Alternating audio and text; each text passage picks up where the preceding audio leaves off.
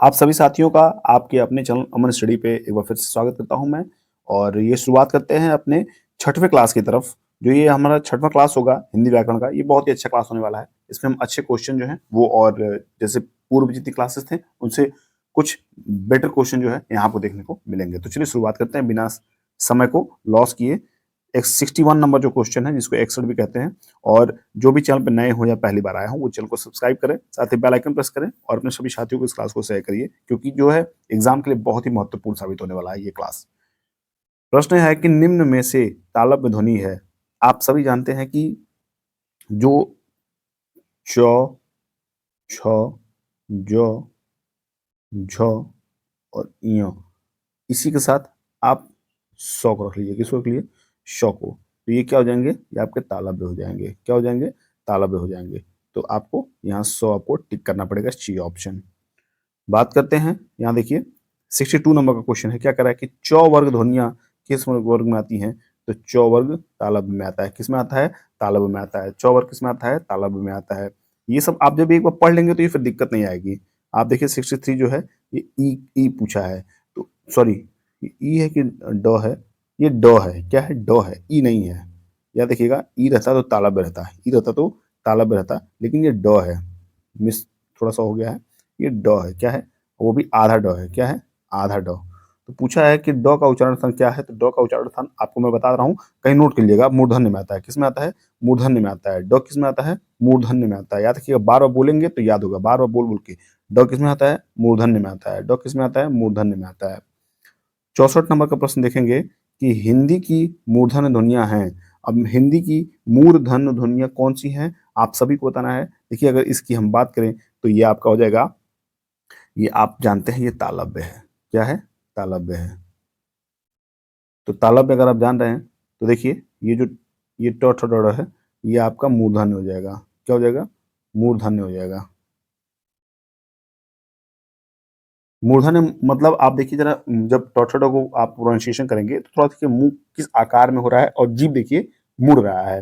जैसे ट, ठ, मुंह गोल हो रहा है। क्या हो रहा है? जब आप जुबान से बोल रहे हैं तो आपका पूरा जो मुंह है वो पूरा गोल हो रहा है। ट, ठ, ड, ढ। तो ये मूर्धन्य इसी कहते हैं। ठीक है। और च, छ, ज, झ, तो ये तालु को टच करता है। क्या करता है? ये तालु को टच करता है। ये मूर्धन्य आपका मुंह जो गोल होता है। देखिए, अब यहाँ देखिए सी को, प, फ, ब, भ।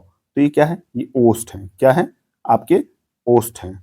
तो इसको इस तरह आप याद कर सकते हैं। आप ध्यान से देखिए कि जिस जिस शब्द को, जिस अक्षर को बोलते समय जिस भी हमारे अंग का यूज हो रहा है, उसको हम उसी शब्द से, उसी उसी, ये समझिए कि वर्ड से हम उसको इंडिकेट करते हैं। जैसे चौथा जो आपने देख लिया तालव्य, चौथा ड आपने मूर्धन देख लिया, प फ व फ ओष्ठ हो गया, और त थ द ध, तो ये क्या हो जाएगा? ये आपका दंत हो जाएगा। तो देखिए, आप अगर देख रहे हैं तो इन चीज़ों को समझ पा रहे होंगे कि कितने आसानी से हम इन चीज़ों को समझ पा रहे हैं कि कौन से ओष्ठ हैं, कौन से दंत हैं, कौन से मूर्धन्य हैं, कौन से तालव्य हैं।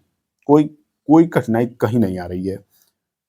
65 नंबर का है प्रश्न। क्या कर रहा है कि जिनका उच्चारण ऊपर के दांतों पर जीभ लगाने से होता है, उसे कहते हैं। देखिए यार, ऊपर के दांतों पर जीभ लगाने से होता है, उसे कहते हैं, क्या कहते हैं? ये ऑप्शन आपके सामने है कि कंठ है, दंत है, या मूर्धन्य है, या अनुनासिक है। तो आप जरा बोलिए जरा, त, थ, द, ध। अगर आप वीडियो देख रहे हैं तो थोड़ा सा रुकिए, पॉज करिए वीडियो को और खुद से बोलिए कि त, थ, द, ध। क्या ये अक्षर बोलने पर आपके ऊपर वाला जो दांत है उसको टच हो रहा है? तो टच हो रहा है तो अभी आप जानते हैं कि उसको दंत कहते हैं। क्या कहते हैं? दंत। जैसे कि पिछले क्वेश्चन में मैंने बताया था कि दंत कहते हैं किसको? त, थ, द, ध, न। ये आपके क्या है? ये आपके दंत वर्ण है। क्या है? दंत वर्ण है। आप चाहें तो इस तरह भी समझ सकते हैं। 66 की बात करें तो इसमें दिया है कि निम्नलिखित में से दंत ध्वनियां हैं। तो दंत ध्वनियां अभी आप पढ़ रहे थे, कौन सी हैं? क होगा नहीं, क्योंकि ये कंठ है। छ होगा नहीं, तालव्य है। और प, जैसा कि आप जानते हैं कि ये ओष्ठ है। क्या है? तो ये होगा नहीं। आप तो जो है ये दंत आपको टिक करना पड़ेगा। 67 नंबर प्रश्न है, यानी कि 67 नंबर। क्या दिया है? निम्नलिखित में से कौन सा मूर्धन्य ध्वनि नहीं है? कौन सा मूर्धन्य ध्वनि नहीं है? तो मूर्धन्य में कौन कौन सा आता है पहले जान लीजिए। ट, ठ, ड, ध। ये जो ट, ठ, ड, ढ है, तो देखिए जरा इसमें जरा देखिए, ट भी है आपका, ठ भी है, ढ भी है, लेकिन ये जो ढ है ये उत्क्षिप्त व्यंजन में आता है। किसमें आता है? उत्क्षिप्त में आता है। किसमें आता है? उत्क्षिप्त में आता है। ये देखिए आपको उत्क्षिप्त किसमें आएगा? उत्क्षिप्त में। तो उत्क्षिप्त, ये देखिए बस ये ड ऐसे लिखा हुआ है, लेकिन ड के नीचे यहाँ बिंदी लगा है। क्या लगा है? ड के नीचे यहाँ बिंदी लगा है, इसलिए ये आपका मूर्धन्य ध्वनि नहीं है। देखिए अब 68 नंबर प्रश्न, देखिए कितने प्रश्न रिपीटेड हो रहे हैं। क्या हो रहे हैं? ये सभी प्रश्न जो क्या है, ये रिपीट हो रहे हैं, इसलिए आपके बार बार प्रश्न जो है तैयार हो रहे हैं। केवल आप वीडियो देख लीजिए, आप कुछ मत करिए। मुश्किल से मुश्किल बहुत ज्यादा क्लास लंबा नहीं हो रहा है हमारा। हमारा 9 से 10 मिनट 11 मिनट का क्लास जा रहा है। आप उन 10 मिनट में क्या होते हैं कि आप इतने क्वेश्चन आप देख लेंगे जितना आप शायद बैठ के पढ़ भी ना पाए। तो बस इसके लिए आप हमारे साथ बने रहिए, हम सारे क्वेश्चन आपके तय करा देंगे हिंदी की, ये हमारी गारंटी है। तो ट वर्ग में किस प्रकार के व्यंजन हैं? तो आप सभी जानते हैं कि ट वर्ग में किस प्रकार के हैं। अभी आप जानते हैं दंत। क्या है? दंत। देखिए डी ऑप्शन आपका दिया हुआ है। ट वर्ग में आपको दंत मिलेगा। क्या मिलेगा? सॉरी, दंत कह रहा हूँ। ट वर्ग में मूर्धन्य है, ट ठ ड ढ। ये थोड़ी सी मिसकंफ्यूजन हो गई मुझसे। ये मूर्धन्य हो जाएगा। क्या हो जाएगा? ये मूर्धन्य हो जाएगा। ट वर्ग जो है मूर्धन्य में आता है। ट ठ ड ढ। ये जब आप मुंह ऐसे गोल करेंगे तब आप बोल पाएंगे। ये त थ द ध जो था ये आपका दंत था।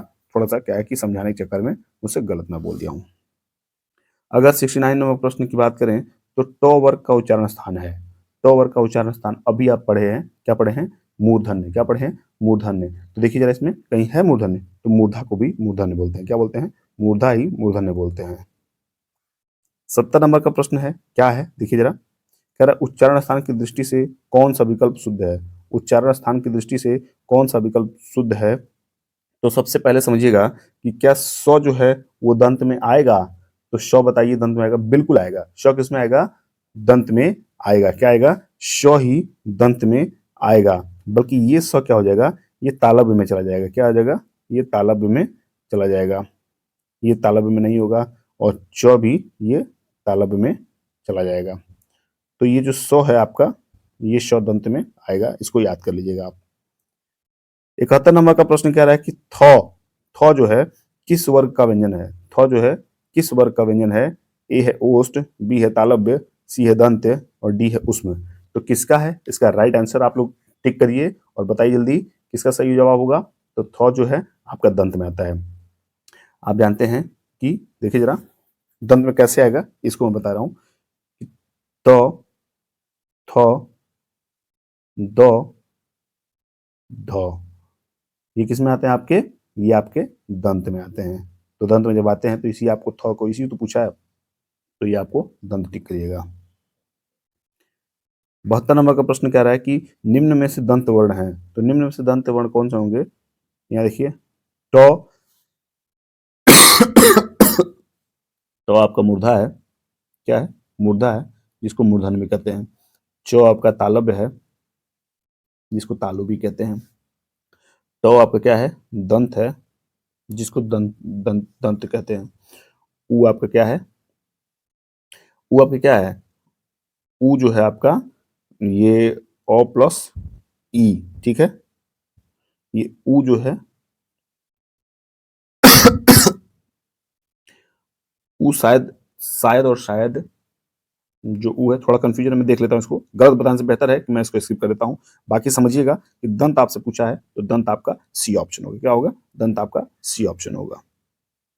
अगर 73 नंबर प्रश्न की बात करें तो दो है। क्या है? दो ध्वनि का उच्चारण स्थान के आधार पर होता है। तो आप अभी फिर देख लीजिए इसको। यहाँ देखिए तो थ द ध, तो ये क्या है? ये सब दंत है। क्या है?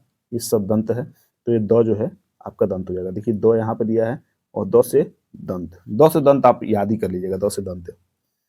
अगर 74 नंबर क्वेश्चन की बात करें तो दिया है कि तो वर्ग, ये देखिए तो वर्ग के ध्वनि का उच्चारण स्थान क्या है? तो दंत है। अभी आप देखें, मैं कई बार बता चुका हूँ, ये सब क्या है? रिपीट हो रहा है। क्या हो रहा है? रिपीट हो रहा है। जितनी बार क्वेश्चन जितने तरीके से रिपीट होगा उतने तरीके से आपको पढ़ने में सुविधा मिलेगी। आप इस चीज को भूल नहीं पाएंगे। 75 नंबर देखिए प्रश्न क्या है कि तो का उच्चारण क्या होता है? तो का उच्चारण होता है। तो का उच्चारण आप अभी देखे हैं, समझे हैं, जाने हैं अच्छे से। तो का क्या हो जाएगा? दंत हो जाएगा। क्या हो जाएगा? तो का दंत हो जाएगा डी। अब देखिए फिर वही प्रश्न है, निम्न में से दंत ध्वनियां हैं, तो आपको क्या ख है, ख ये आपका तालु हो जाएगा, सॉरी ये कंठ हो जाएगा, चो आपका तालु हो जाएगा, य क्या हो जाएगा। अब देखिए सॉरी ये देखिए, आप इसमें दंत आपसे पूछा है, तो दंत इसमें वर्ण है ही नहीं, क्या है, दंत आपका वर्ण जो है इसमें है ही नहीं। देखिए प फ ये क्या है, ओष्ठ है। लेकिन अगर हम बात करें इसमें ऑप्शन की, तो जो ऑप्शन आपको दिया है वो गलत दिया है। क्या दिया है, ऑप्शन जो आपका दिया है वो ल दिया है। ल होगा, बिल्कुल सही है, राइट ऑप्शन है ल। ल गलत नहीं है। मैं मुझे ल की जगह यहाँ मतलब तो दिख रहा था, ये तो होता तभी सही होता, लेकिन यहाँ पे ल है, ल बिल्कुल राइट ऑप्शन है। तो थ द ध न और ल, इसको नोट कर लीजिएगा, ये भी आपका दंत ध्वनि है।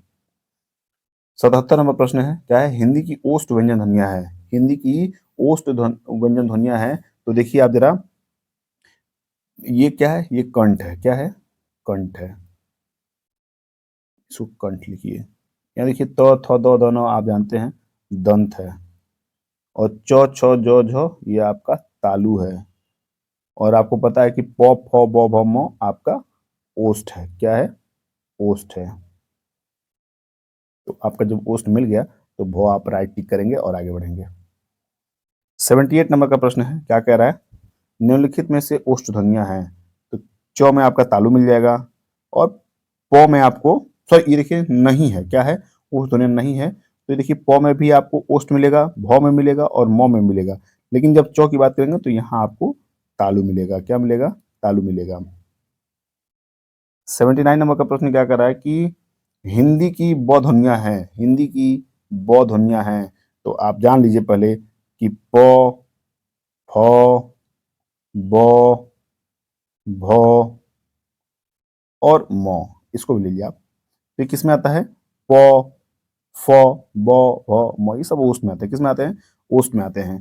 तो आपका किस में आ जाएगा, ये ओस्ट में आ जाएगा, बी ऑप्शन आपका राइट हो जाएगा। इस क्लास के लास्ट क्वेश्चन को देख लेते हैं, ये भी अच्छा प्रश्न है, इनमें से अंतस्थ वर्ण कौन सा है, तो अंतस्थ वर्ण कौन सा है इसको जरूर बताइए आप लोग।